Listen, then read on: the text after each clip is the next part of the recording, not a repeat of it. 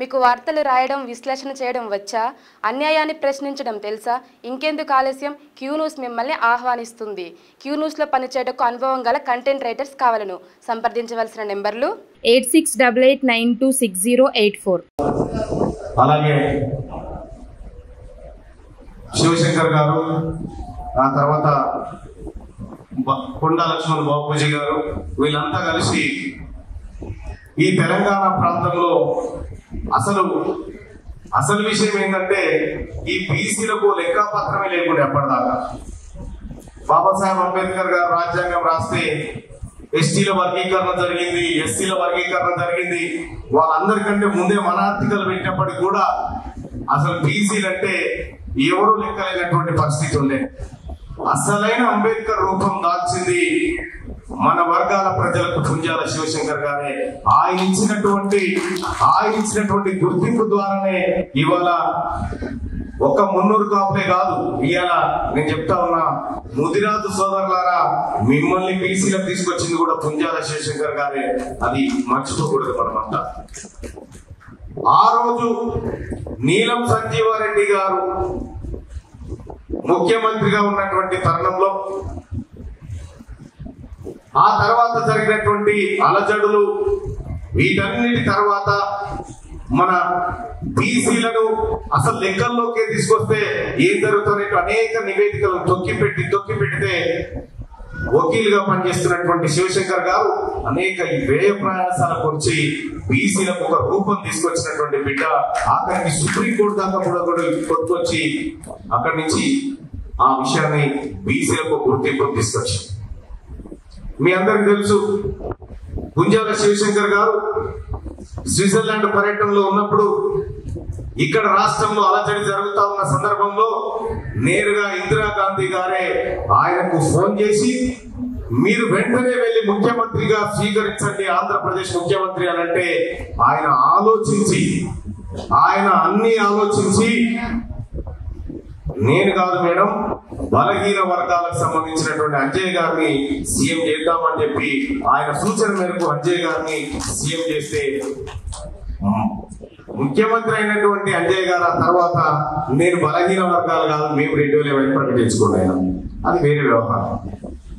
కానీ ఈ దేశ చరిత్రలో ఈ మట్టిలో అనేకమైనటువంటి విత్తనాలు వేసుకుంటూ పోయినటువంటి మున్నూరు కాపులు ఇలా కేవలం 5 ఏళ్ల మందం కూడా లేకున్నటువంటి పరిస్థితిలో ఈ వేదిక మీద ఉంటే, ఆ రోజు కాంగ్రెస్ పార్టీని దేశంలో కాపాడినటువంటి మున్నూరు కాపులు అంతెందుకు, ఇవాళ గతంలో కూడా ఒకటి నాకు గుర్తొచ్చింది. హనుమంతన్న వీళ్ళంతా కలిసి ఒక బీసీ మీటింగులు పెట్టుకుంటూ పోయారు. అక్కడ వరంగల్లో ఆ ప్రాంతంలో పెట్టుకుంటూ పోయారు. హనుమంతన్న ఆ రోజు ప్రకటించాడు, రాయలసీమలో కూడా పెడతాం, ఆంధ్రాలో కూడా పెడతామని అప్పుడు నేరుగా ప్రకటించాడు. ఈ హిస్టరీ ఎందుకు చెప్తా ఉన్నంటే భవిష్యత్ చెప్పేది ఉంది కాబట్టి చెప్తా ఉన్నా. అక్కడ వాటిని అడ్డుకున్నారు. పుంజాల శివశంకర్ గారు మళ్ళీ ముఖ్యమంత్రి కాకుండా అడ్డుకున్నారు. సరే, గతంలో వైఎస్ రాజశేఖర రెడ్డి గారు ఈ బీసీ మూవ్మెంట్ ని ఏం చేయాలనుకున్నాడు, చేసి అయిపోయింది. అదే పుంజాల శివశంకర్ గారి వారసుడు, అదే కాపు బిడ్డ అక్కడ ఆంధ్రాలో వైఎస్ రాజశేఖర రెడ్డి కొడుకును ఓడగొట్టాడు. ఇప్పుడు జగన్ ఓడగొట్టాడు, అదే పవన్ కళ్యాణ్. మిత్రులారా, చరిత్ర ఎప్పుడు కూడా కక్ష తీర్చుకోకుండా ఉండదు. అనేక సార్లు ఈ బీసీ వర్గాల్లో ముఖ్యంగా మున్నూరు కాపులకు ముఖ్యమంత్రి పదవి దగ్గర దాకా వచ్చి తీరా చేజారిపోతున్నటువంటి పరిస్థితిలో అసలు మున్నూరు కాపులు అంటే కేవలం బాహుబలి సినిమాలో కట్టప్పల పాత్రనే అయిపోయింది. అనేకమైనటువంటి వేదికల మీద హనుమంతన్న గొంతెత్తిడు. అనేకమైనటువంటి వేదికల మీద డి శ్రీనివాస్ గారు కానీ, పొన్నా లక్ష్మయ్య గారు కానీ, ఇలా వీళ్ళంతా కలిసి ఉనికిని కాపాడుకుంటూ వచ్చారు. కానీ ఇక వీళ్ళ తరం అయిపోయిన తర్వాత దయచేసి మళ్ళీ ఎవరు పుట్టకూడదు ఇందులో ఈ జాతుల్లో అనుకున్నారు. కానీ అటు వేములవాడ రాజన్న సాక్షిగా సీనన్న పుట్టుకొచ్చాడు, ఇక్కడ యాదగిరి నరసన్న సాక్షిగా తీర్మార్ మల్లన్న పుట్టుకొచ్చాడు. ఇంకా చాలా మంది పుట్టాల్సినటువంటి అవసరం ఉంది. సోదరులారా, మున్నూరు కాపులకు నేను చేస్తున్నటువంటి రిక్వెస్ట్ ఒకటి, అడుక్కోవడం బంజా. ఎక్కడ కూడా పరిపాలకుడు చేయిజా పడుకోడు. నువ్వు పాలించాలనేటువంటి ఆకాంక్ష నీకుంటే చేయిజాపడం బంద్ చేయాలి. మీరు చూడండి, మున్నూరు కాపులు కూడా ఈ సామాజిక వర్గాలు, ఈ బీసీ వర్గాల కోసం ఆ రోజు నుంచి ఎట్లయితే తప్పించారో ఈ రోజు కూడా వర్గాలను మనం పైకి తీసుకురావాల్సినటువంటి అవసరం ఉంది. శివశంకర్ గారి ఆశయాలు ఇంకా మిగిలే ఉన్నాయి.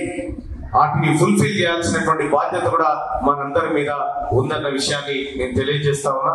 అలాగే నేను రాజకీయాల్లో మీ అందరికి తెలుసు, మొన్న తీన్మార్ మల్లన్న గెలవాలనుకున్న వాళ్ళ కంటే ఓడిపోవాలనుకున్న వాళ్ళు ఎక్కువ ఉన్నారు అక్కడ. అయినా కూడా ఇలా తీన్మార్ మల్లన్న గెలిచిందంటే మీరందరూ పెట్టిన భిక్షం, అది మీరందరూ ఇచ్చినటువంటి ప్రోత్సాహం, మీరందరూ చేసినటువంటి సహకారం. మీ అందరికి తెలుసు, వరంగల్, నల్గొండ, ఖమ్మం మిత్రులు ఎవరైనా ఉంటే అక్కడ ఏం జరిగిందో మీ అందరికీ తెలుసు. కైలాసంలో పెద్ద పామును కూడా తప్పించుకొని రావాల్సిన పరిస్థితి వచ్చింది. తప్పించుకొని రాగలుగుతాం, ఎక్కడికైనా చేరగలుగుతాం, ఏదైనా చేయగలుగుతాం.